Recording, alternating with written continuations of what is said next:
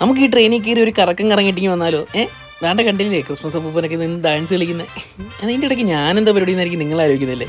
ഇതൊക്കെ നമ്മളാണ് ചെയ്തത്. പുനലൂർ രാധാസ് എന്ന് പറയുന്ന ഒരു കടയുടെ ഇവൻറ്റ് വർക്കായിട്ട് നമുക്ക് വന്നതാണ്. അപ്പോഴാണ് പറഞ്ഞത് ക്രിസ്മസ് പ്രമാണിച്ച് നമുക്ക് എന്തെങ്കിലും സ്പെഷ്യൽ ആയിട്ടൊരു സംഭവം ചെയ്യണം, ആരെങ്കിലും അത് പണിയുന്നവരുണ്ടോ എന്ന്. അങ്ങനെ പറഞ്ഞ് എന്തിനാ ആരെങ്കിലും ആക്കുന്നത്, നമുക്ക് തന്നെ ചെയ്ത് നോക്കാമെന്ന് പറഞ്ഞ്, അതായത് ഞാൻ ശാസ്ത്രമേളയ്ക്കൊക്കെ പണ്ട് പോകുമായിരുന്നു. അന്നൊക്കെ ഒരുപാട് നമുക്ക് സ്റ്റേറ്റ് ലെവലൊക്കെ പോയി സമ്മാനം വാങ്ങിക്കാനുള്ള ഭാഗ്യമൊക്കെ ഉണ്ടായിട്ടുണ്ട്. അങ്ങനെ ആ ഒരു പഴയ ഓർമ്മ നമ്മൾ പിന്നെയും ഒന്ന് പുതുക്കിയെടുത്തതാണ്. ഷൂട്ടും കാര്യങ്ങളുടെ ഇടയ്ക്ക് നമ്മൾ ഇങ്ങനെ ഒരു സംഭവം ചെയ്യാമെന്ന് കരുതി.